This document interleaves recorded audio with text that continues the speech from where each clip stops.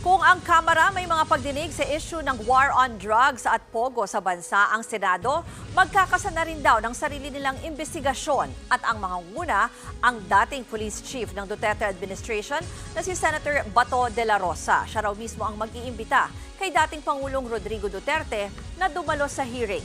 Para sa iba pang detalye, makakausap natin sa linya ng telepono si Mean Los Baños. Mean, ano ba ang susunod na hakbang para dito sa hearing? Magkakaroon muna ng resolusyon, ano?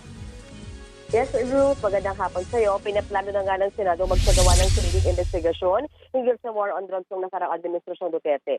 Sinabi kamakailan ni Senator Bongo na maghahain siya ng resolusyon kaugnay dito. At oras na ma-refer ang resolusyon sa Committee on Public Order ni Senator Bato de la Rosa, handa raw siyang pangunahan ng pagdinig. Handa rin daw siyang imbitahan mismo si dating Pangulong Rodrigo Duterte. Pero pagilinaw ni De La Rosa, di niya ito gagawin para lang kontrahin ng mga lumalabas sa Quadcom ng Kamara. Lalo't isa siya kasama sila Senator Bongo at dating Pangulong Duterte sa mga nadidiin. Konsiderang umpisahan ni De La Rosa na hepe ng pulisya noong drug war ang pagdinig bago ang Nobyembre. Bukod kay Duterte, iimbitahan din daw lahat ng mga dating miyembro ng gabinete bilang resource persons. Bagamat hindi niya nakakausap si Duterte tungkol dito, positibo si Bato na makakadalo ang dating Pangulo kung sila ang mag-iimbita rito. Mas komportable naman daw kasi si Duterte sa Senado kaysa sa Kamara. Git pa ni Bato, ayaw man niyang sabihin sa observing ang gagawing pagdinig. Hindi rin daw siya nag-aalala sa nagiging investigasyon ng House Squad Committee kung saan nadidiin sila Duterte, De La Rosa at Go. Git ni Senator Bato, malinis ang konsensya niya. Pakinggan natin Luz ang pahayag ni Senator Bato De La Rosa.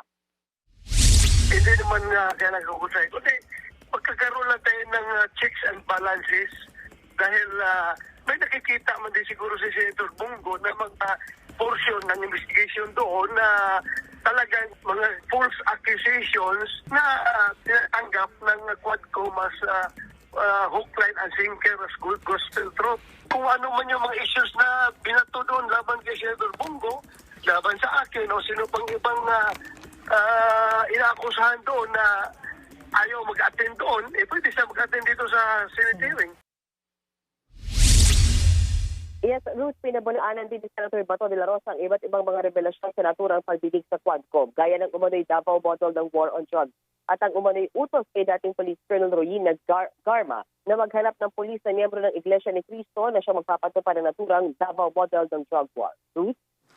May binanggit din ba si Senator Bato tungkol dun sa sinasabi ng palasyo na hindi naman nito ipapasa sa International Criminal Court yung mga lumabas sa pagdinig ng Quadcom?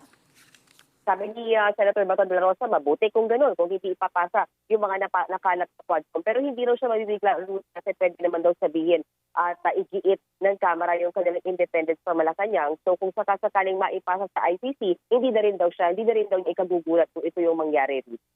Maraming salamat, Mean Los Baños.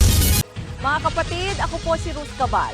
Maging maalam at may pakialam sa mga may init at rumaratsadang balita sa Frontline Express.